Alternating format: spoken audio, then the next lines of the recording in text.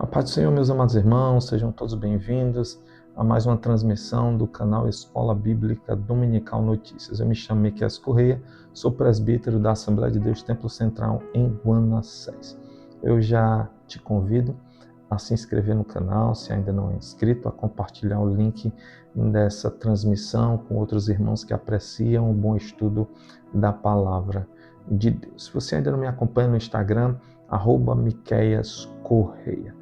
Meus queridos, a lição de hoje, a lição número 3, que vem sobre o tema A Graça que Alcança Todas as Nações. O texto áureo se encontra em Efésios capítulo 2, versículo 8, que diz assim: porque pela graça sois salvos por meio da fé, e isso não vem de vós, é dom de Deus. Se continuarmos até o 9, versículo 9, ele vai continuar dizendo: não é pelas obras para que ninguém se glorie. A verdade prática diz: é pela graça que somos alcançados, perdoados e reconciliados com Deus.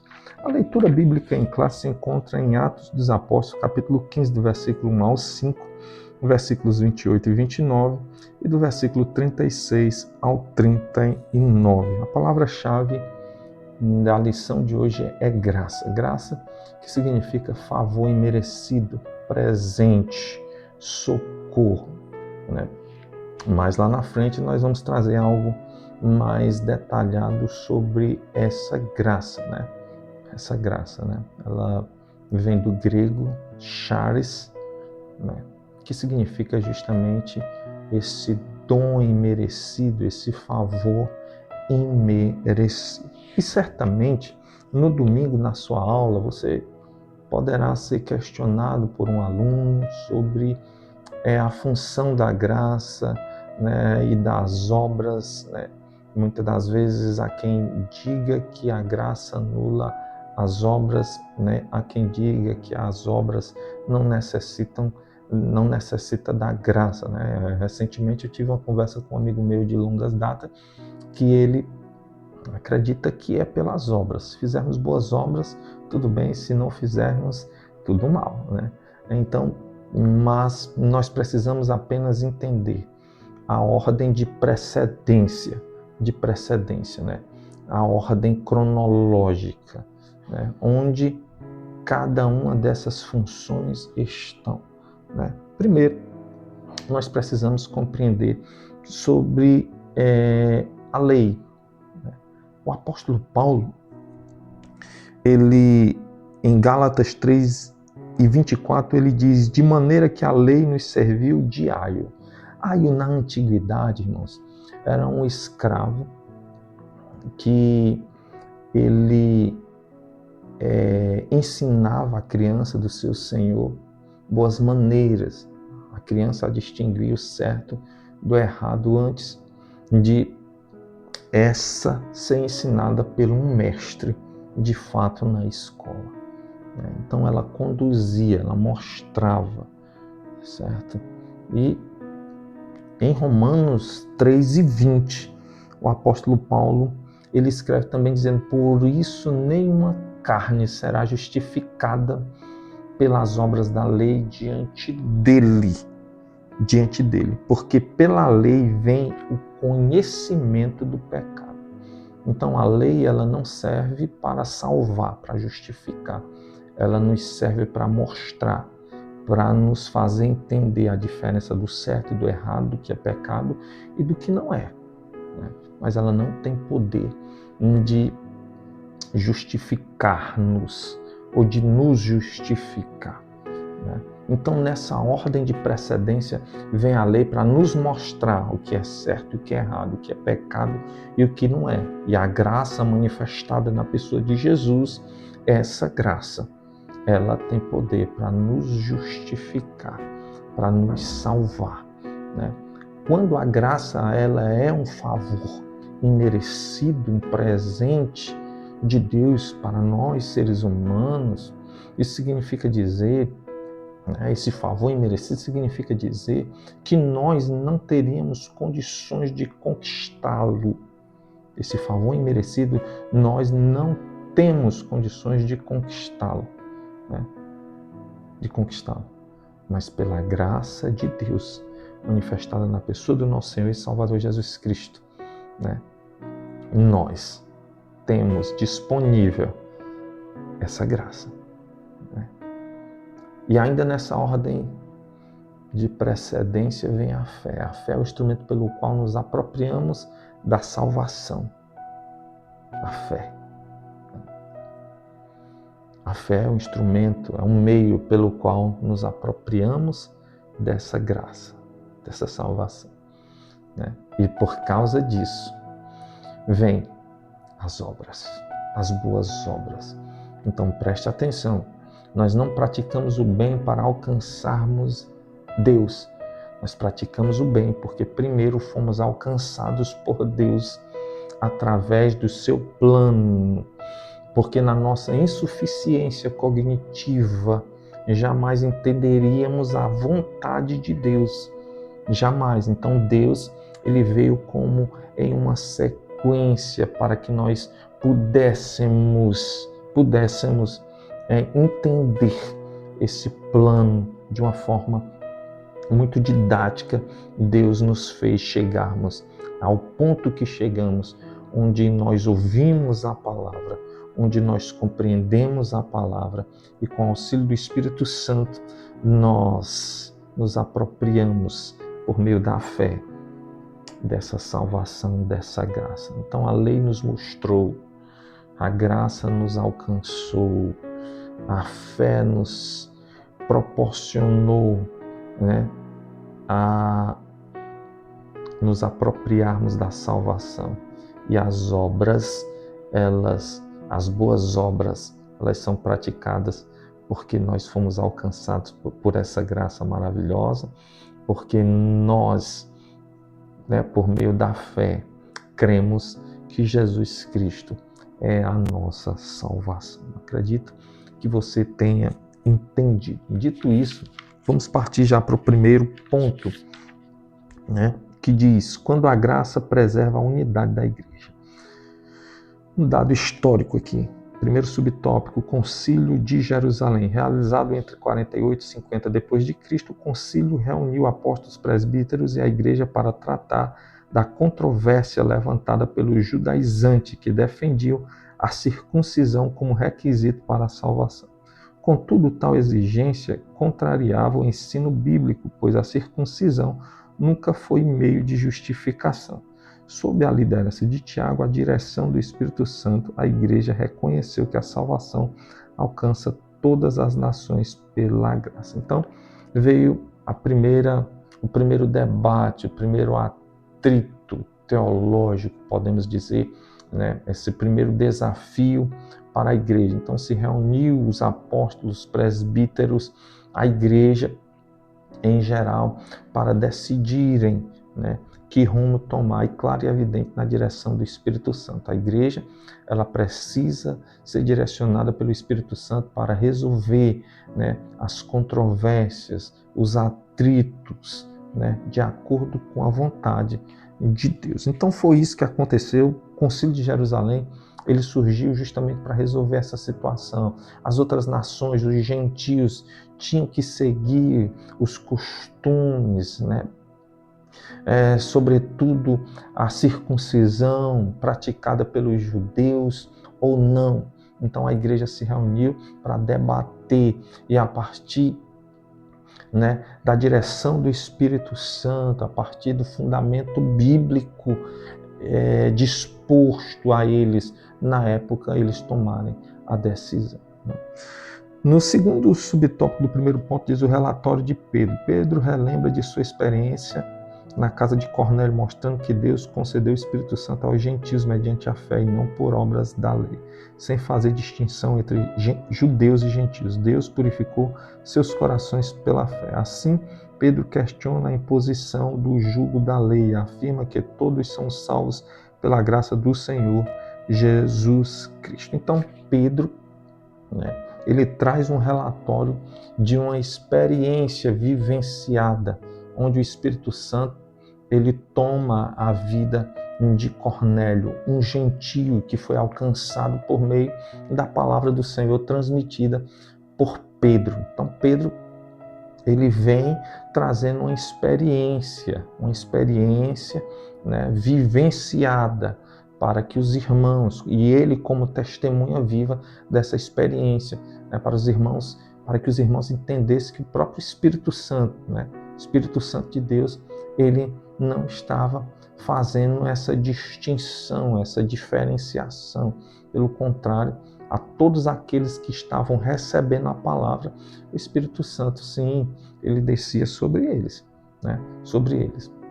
Então Pedro, ele traz esse discurso, né?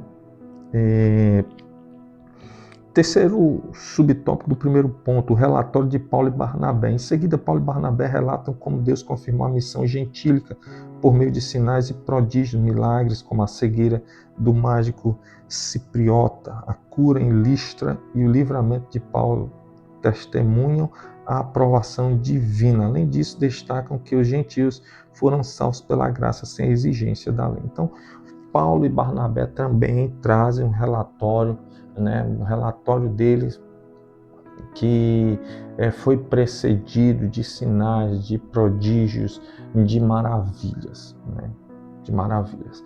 Dentre eles, ele citou a cegueira, né, daquele homem, né, mágico cipriota, né, a cura em Listra, o livramento de Paulo, testemunho, a aprovação divina. Então, isso entre os gentios.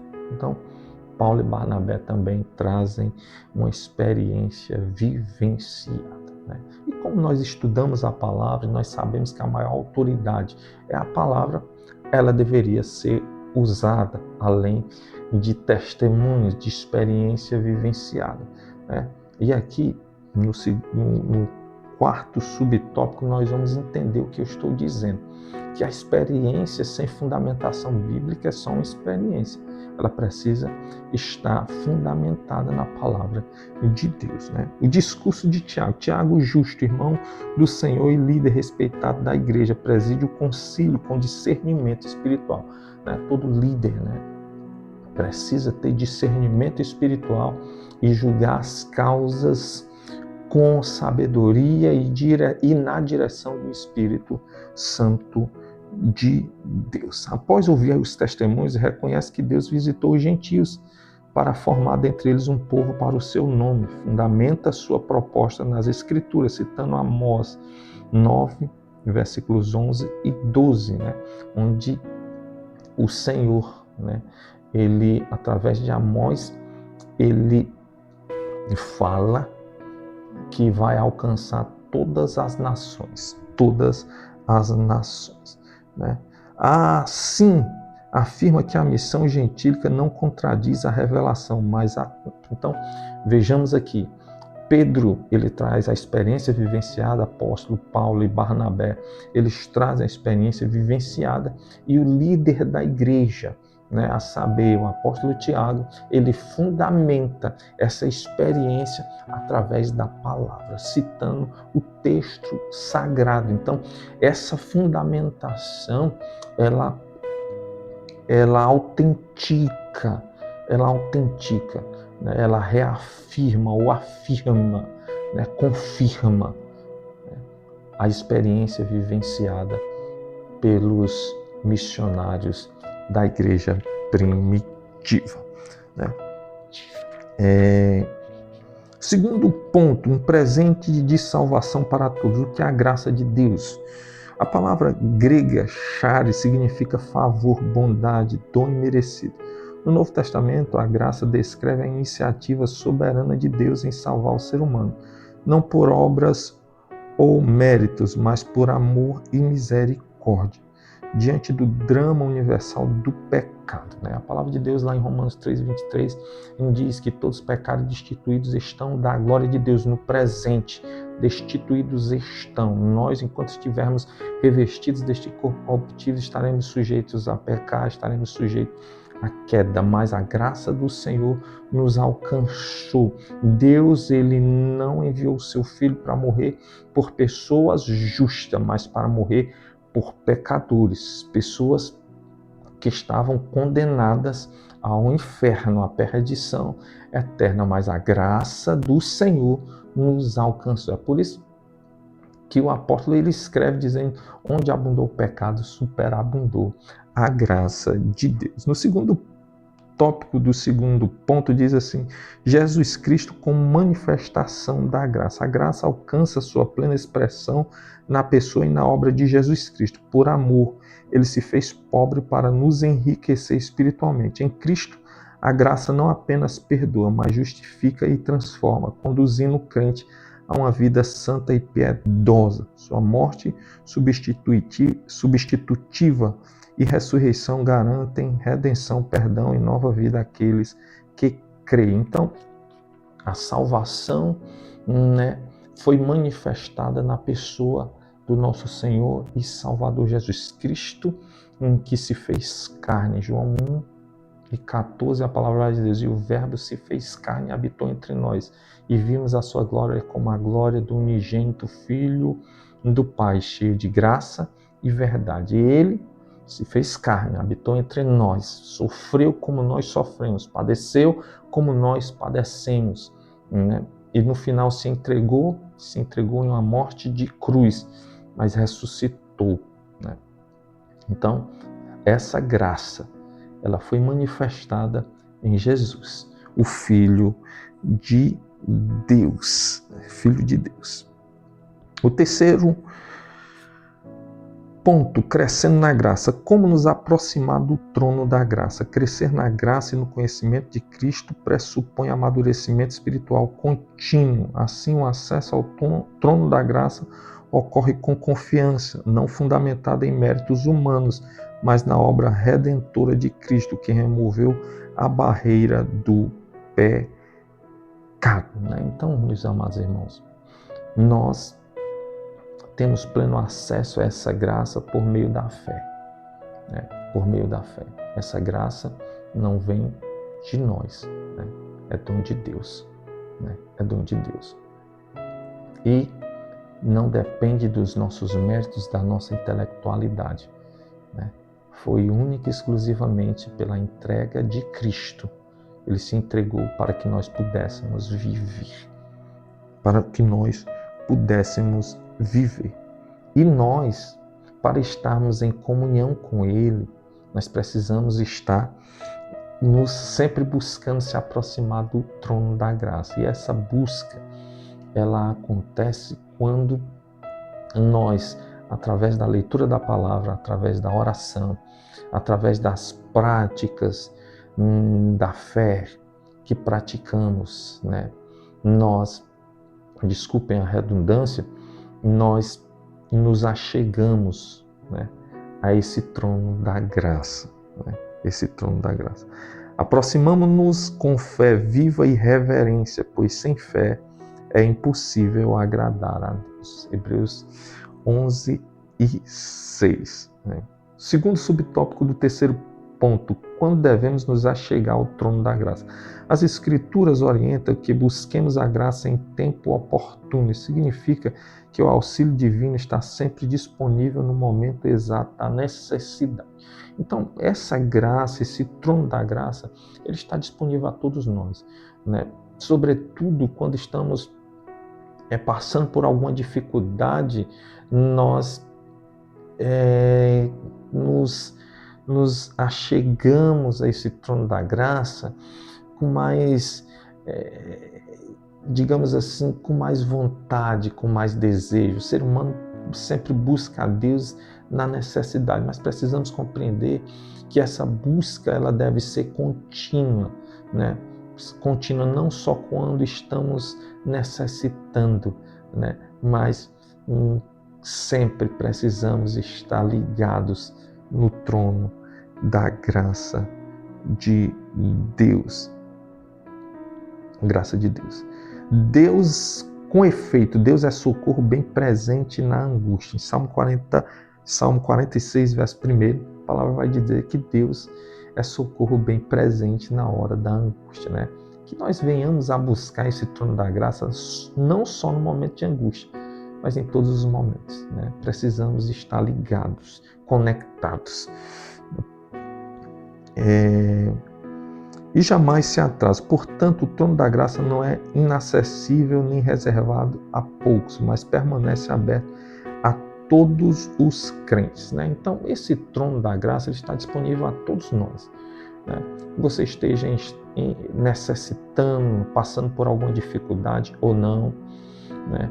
Que você seja de qual etnia, de qual raça, de qual nação você for, você tem pleno acesso a esse trono da graça. Você só precisa tomar a atitude de buscar o trono da graça. Terceiro subtópico do terceiro ponto.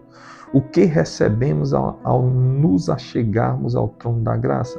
Ao nos aproximarmos de Deus, recebemos misericórdia, perdão, fortalecimento espiritual e capacitação para viver segundo a sua vontade. Assim, toda a vida cristã depende dessa graça, desde a salvação até o crescimento contínuo em Cristo. Além disso, Deus comunica sua graça por meios espirituais ordenados: a palavra, a pregação do Evangelho, a oração, o jejum, a plenitude do Espírito Santo e a comunhão à mesa do Senhor. Né? Então, todas as vezes que nos achegamos ao trono da graça do Senhor, nós recebemos virtudes do Espírito Santo, né?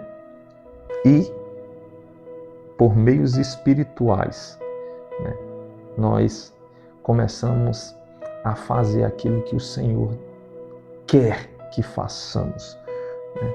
Nós pregamos a palavra, nós vivemos na plenitude do Espírito Santo, nós adoramos e nós temos comunhão à mesa do Senhor, né? Então, a igreja, quando ela busca esse trono da graça, ela tem sensibilidade espiritual, ela tem comunhão, ela recebe do Senhor aquilo que está disponível para ela e para todos quantos buscarem, né? Que essa graça ela continue dia após dia na nossa caminhada espiritual, fazendo-nos crescer em graça, né? Que essa graça, desculpa a redundância, que ela nos faça crescer espiritualmente, que ela possa nos aperfeiçoar e que possamos, dia após dia, estarmos mais próximos do trono da graça, né? A lei nos conduziu, nos mostrou a distinção do certo e do que é errado. A graça, ela nos justificou por meio do sacrifício de Cristo na cruz do Calvário. A fé é um instrumento pelo qual nos apropriamos da salvação, né? E as obras, elas são o efeito dessa graça em nossos corações, né? Para concluir, o Concílio de Jerusalém reafirmou que a salvação é exclusivamente pela graça, abrindo caminho para a expansão universal do Evangelho. Desse modo, esse marco histórico ensina que a igreja deve enfrentar desafios doutrinários com fidelidade bíblica, humildade pastoral e plena dependência do Espírito Santo, cumprindo sua missão entre todas as nações, né? Que possamos ter esse compromisso, né, com a palavra de Deus, que possamos ter discernimento espiritual e que a graça do Senhor permaneça em nossos corações e que possamos viver em plenitude de vida, né? Dito isso, eu quero já desejar uma boa noite a todos e que na próxima quarta-feira você esteja conosco mais uma vez, né? Se você ainda não é inscrito, se inscreva no canal, nos acompanhe, compartilhe essa transmissão com outros irmãos, né? Deus abençoe a todos e a paz do Senhor.